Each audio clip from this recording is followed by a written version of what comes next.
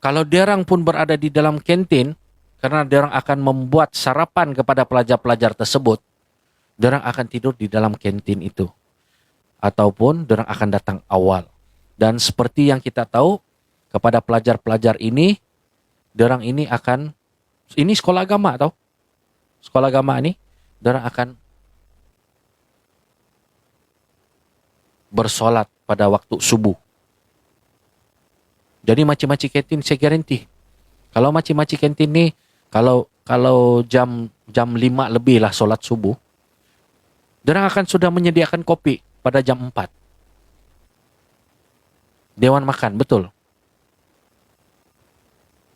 Tapi kenapa di dalam IP itu, yang tertular sudah di media sosial, IP polis tu, tidak ada satupun antara orang yang diambil keterangan daripada makcik-makcik dewan makan ataupun makcik kantin lah.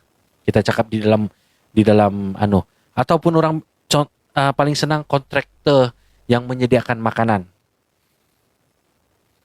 kepada pelajar-pelajar asrama ni. Kenapa tidak? Adakah seperti betul spekulasi-spekulasi yang keluar di dalam sosial media ini bahwa selepas arwah dijumpai pada 16 hari bulan, pada 17 hari bulan tiada pelajar yang menghadiri sekolah.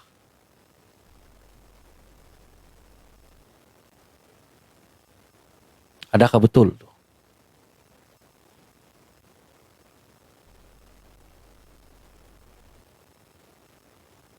Ini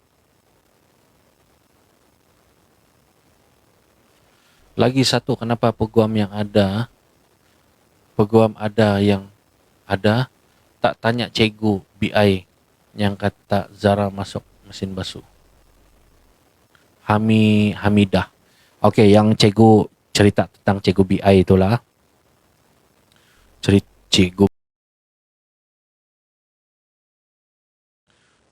Cikgu BI itu cikgu BI itu dia mengajar di Semenanjung. Dia bukan di Sabah kalau saya tidak silap lah. Dan dia tidak ada kena mengena dengan sekolah arwah Adi Zara lah. Tetapi saya percaya juga apa yang cikgu BI itu cakap. Karena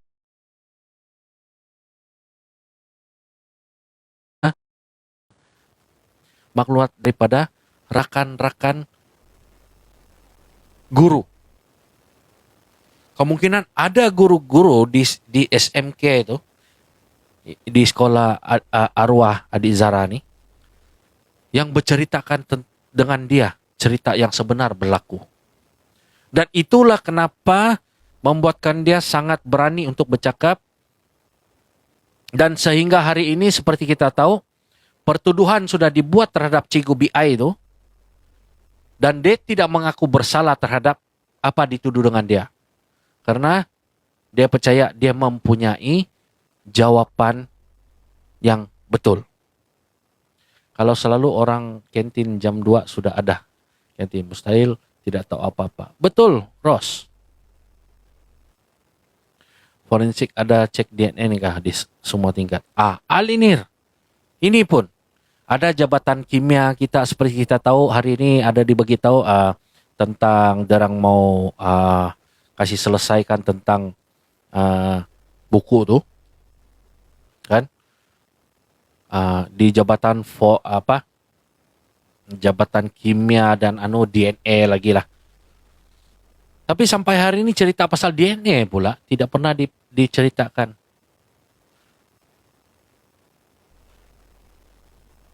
Itu DNA tidak.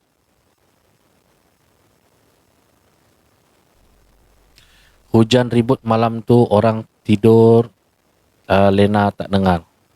Hamidah, betul jugalah kalau kita cerita, sebab hari ini baru kita tahu kan bahwa malam kejadian tu ialah di tengah hujan ribut.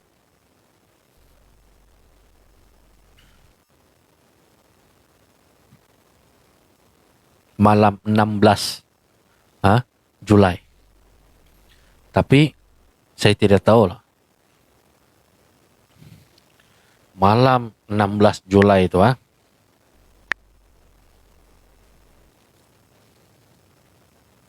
kita pun kena tengok berbalik kepada apakah benar pada 16 Julai hari malam itu ialah hari hujan. Coba saya ini pun terspak saya juga.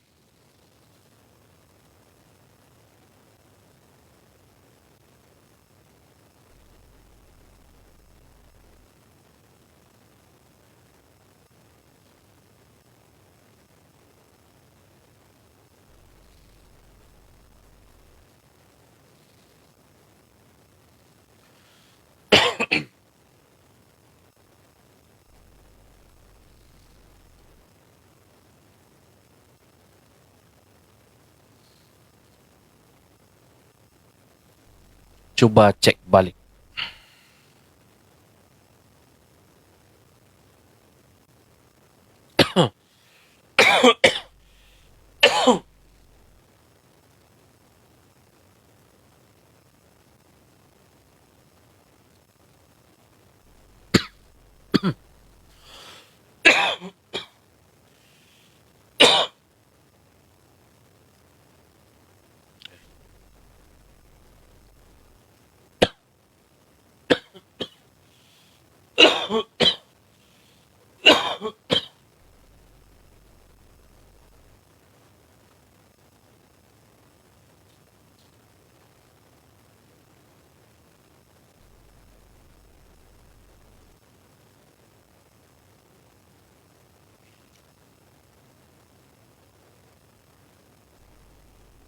Baik.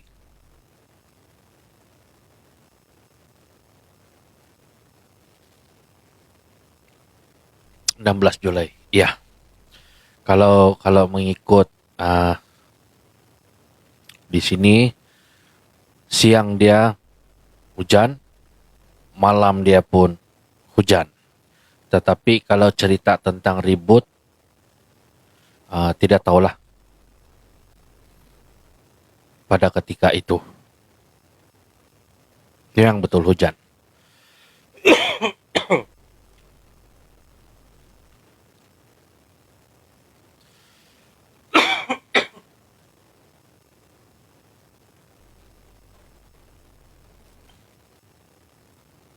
Oke lah, tidak apalah.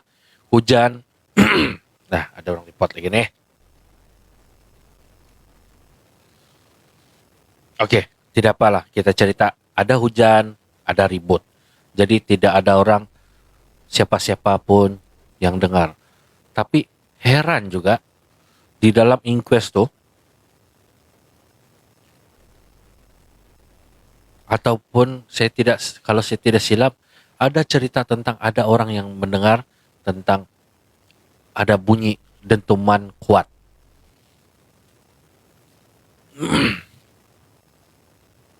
Nih, itu yang heran. Dan cerita sebelum ini pun ada begitu juga cerita dia. Jadi kalau betul cerita ini ada orang dengar, Dasmin ketika itu di area Kinarut, sebab sekolah ini dia punya lokasi ini daripada kota Kinabalu tidak sampai pun setengah jam. Tidak sampai pun dari kota Kinabalu tidak sampai pun setengah jam. Kalau mengikut jalan secara anulah. Hamidah tiba-tiba cuci kain. Kan time hujan cuci kain. Ada dia punya anulah. Saya rasa dia punya kunci utama yang tahu dia kenapa dia jatuh daripada tingkat 3. Kunci utama dia kepada pelajar yang cuci kain ini. Tempat gelap, berani betul. Oh, tidak apalah. Hamidah, biarpun tempat itu terang, tidak apa. Tetapi berbalik kepada logik, kau sudah tahu hujan. Takkan kau cuci kain lagi. Kan? Lepas itu,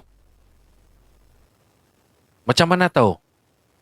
Adakah ini yang saksi ini, dia yang menyatakan bahwa dia yang menjumpai arwah tu terlentang. Dia juga yang tahu, nampak arwah ini jatuh daripada tingkat 3. Arwah Zara tinggal di tingkat mana ya? Kalau saya tidak silap di tingkat 1.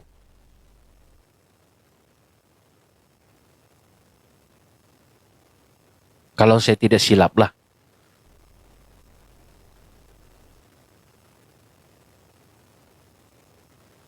Sebab dia ada beberapa tingkat kan. Ground floor 1, 2, dan 3.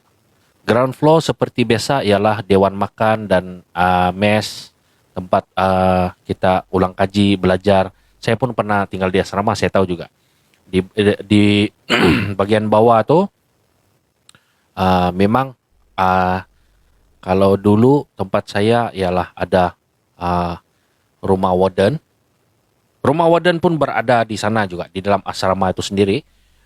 Mungkin dia punya rumah di ground floor, di pertama sekali, pintu masuk. Dan selepas itu kemungkinan bilik store. Lepas itu kemungkinan dewan makan. Lepas itu mes. Apa lagi ya? Ada apa lagi tempat dulu? Ada kawasan, anulah orang bilang apa nih? Kawasan aktiviti. Contoh dia ada satu kawasan kena simpan mijak pingpong. Jadi di sana menjadi satu kawasan aktiviti lah, berkumpul, bercerita. Sebab di kawasan mes kau tidak boleh bising, kawan-kawan tengah belajar. Okey. Di ruang makan tu, dewan makan tu, itulah tempat kita makan selalu. Itu begitulah kalau saya punya peringatan lah. Sebab saya pun lama sudah tidak di asrama ni. Hujan lebat lagi, syok tidur. Bukan bangun cuci kain. Ini banyak dia punya. Kita punya persoalan kan. Okeylah. Boleh jadi saksi ini yang mengetahui cerita dia ni, dia mempunyai niat yang baik tau. Dia mau cuba untuk menyelamatkan arwah, tetapi di samping itu dia pun menjaga dia punya keselamatan, yaitu daripada sama ada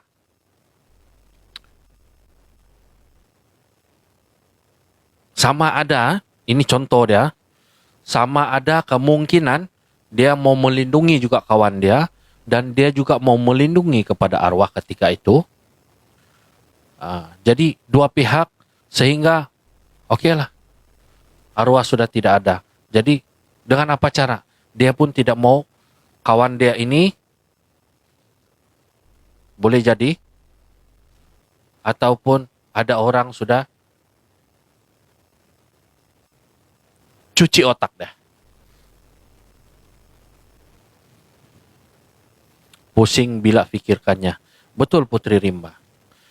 Dia orang mesti dengan geng-geng, tak mungkin seorang. Betul Hamid Ali.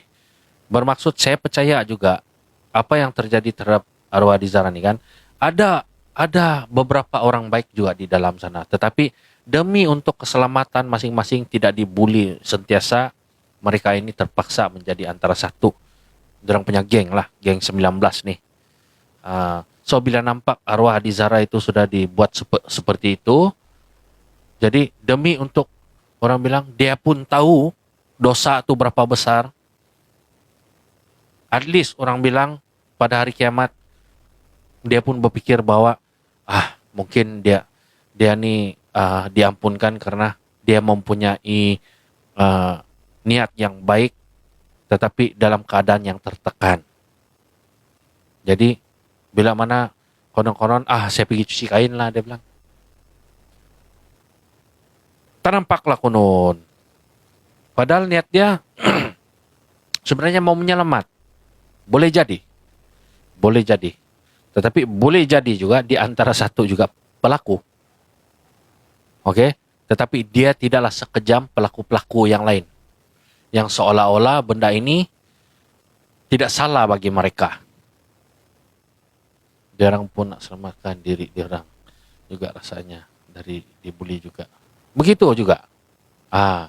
Jadi menting berbalik kepada kumpulan-kumpulan ketua bully ini. Siapa ada orang nih?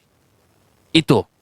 So, diorang ini yang bertanggung jawab terhadap kematian arwah Adi Zara. Kalau saya punya pendapat lah, kemungkinan.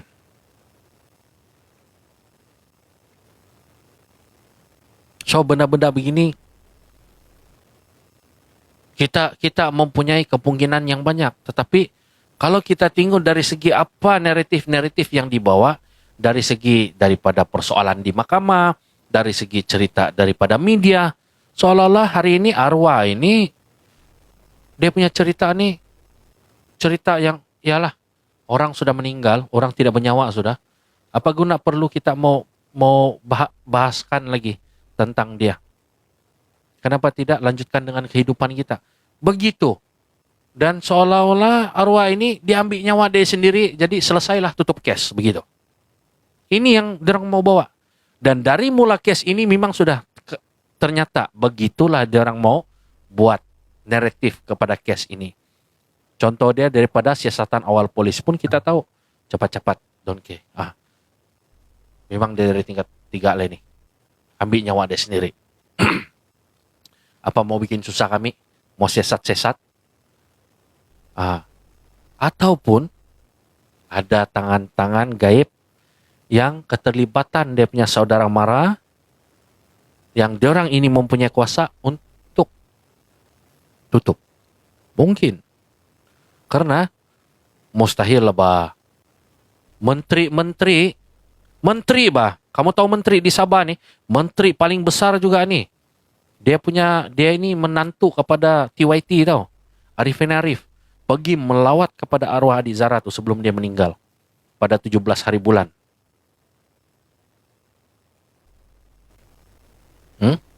Dia pergi melawat arwah Adi Zara nih. 17 kah? 16 hari bulan. 16 hari bulan. 16 hari bulan lah itu Sebab arwah meninggal pada 17 hari bulan. Arwah dijumpai pada 16 hari bulan subuh. Oke, dia pergi lawat. Kamu pikir itu polis, kan? Kalau saya tidak tahu lah, mungkin polis yang berkait dengan siasatan awal arwah Adi Zara nih yang bodoh saja punya join tangan tuh.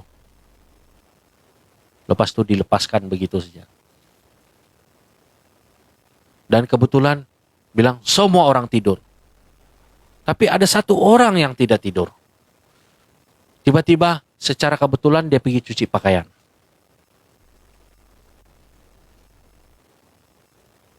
Dan mau tanya juga, orang yang pergi cuci pakaian nih, adakah dia antara satu ahli di dalam Sekel 19 ini?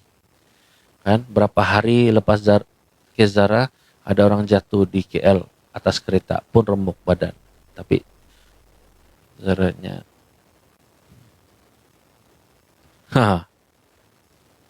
betul? Ya, dorang beramai-ramai siksa. Ya, saya percaya ini penyiksaan sehingga menyebabkan kematian ataupun penyiksaan berakhir kepada bunuh.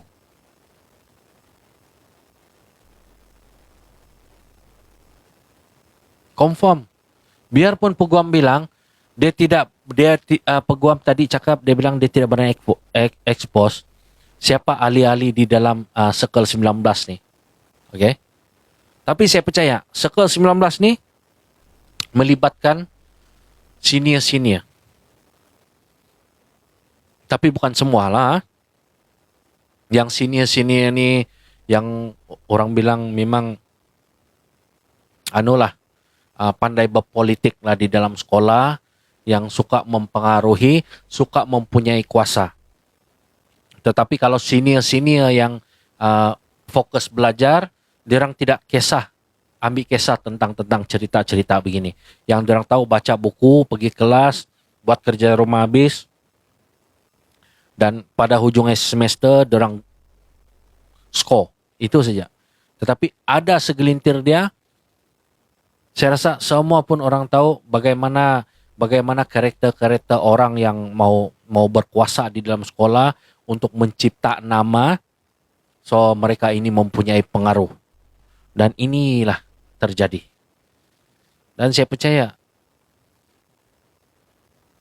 kalau mati-mati dorang bilang tingkat 3, bermaksud ada saksi mata dia jatuh daripada tingkat 3. Ini sekolah tak ada form 5 ke? Ada. Ada. Sekolah ini ada form 5. Kalau tidak silap saya lah. Sebab sekolah ini, dia punya sekolah ni Siring Jalan Pan Borneo. Dan dia berdekatan dengan Institut Kemahiran Institut Latihan ILKM kah? Institut Latihan Kemahiran Mara kah? Berdepan saja. Dan Siring Jalan Raya.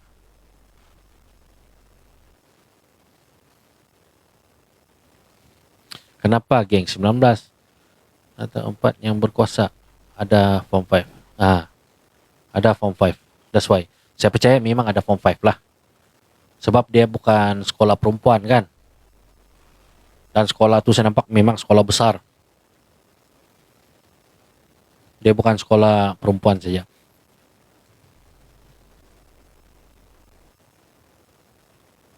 Betul tu Bang Mat.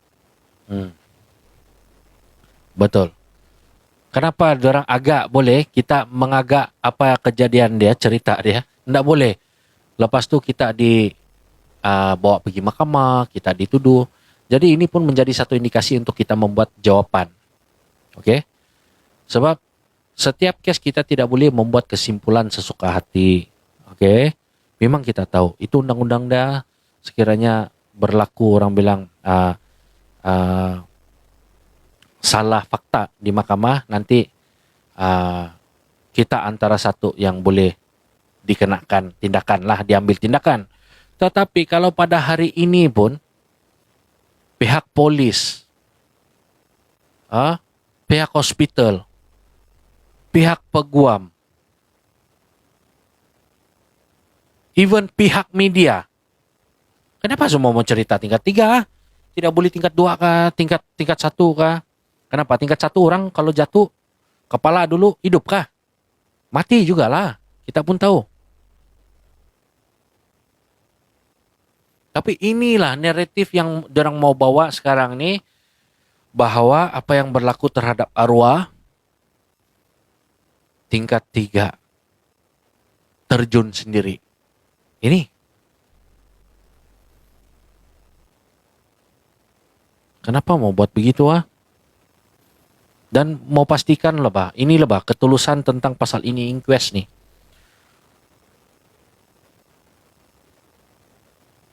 Lagi satu, berkenaan penerangan daripada pengawal keselamatan, yaitu security sekolah yang perempuan itu kan, anti itu. Dia mendapat arahan bahwa selepas kejadian itu tidak ada pun murid-murid dibenarkan menggunakan telepon awam.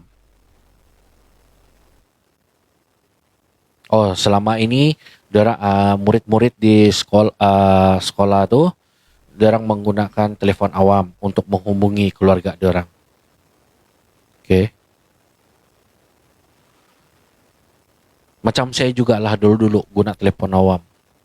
Tapi setahu saya sekarang, sedangkan budak darjah 1 pun sudah ada handphone. Ini kan pelajar tingkatan 1.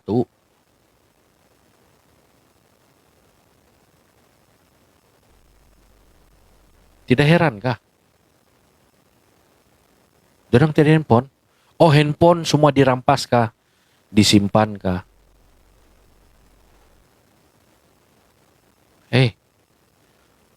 Pada hari ini, luar daripada, saya tidak tahu undang-undang sekolah macam mana pada hari ini.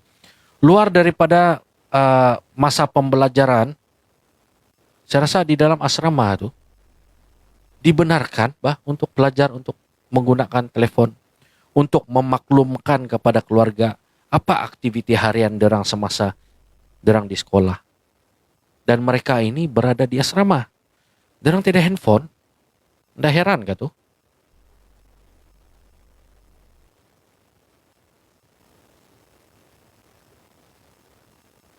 Ah, betul tuh.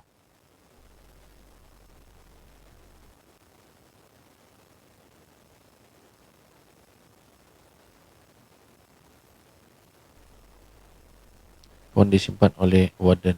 Cuma dibenarkan guna ujung minggu saja. Adakah ini oke, macam geng rosak ah? Coba kita bayangkan, bah, logik dia, bah, kan?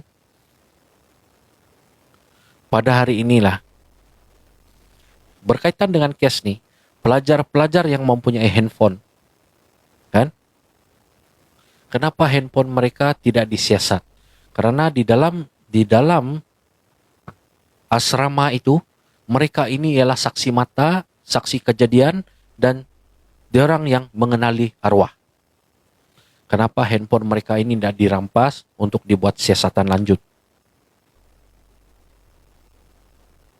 Sedangkan orang jalan-jalan di sering jalan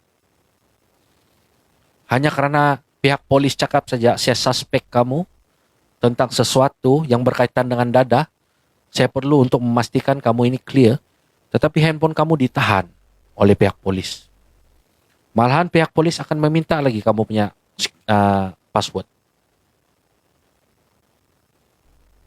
Ini. Tapi berkenaan case ini pula seolah-olah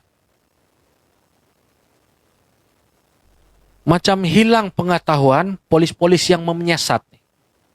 Hilang.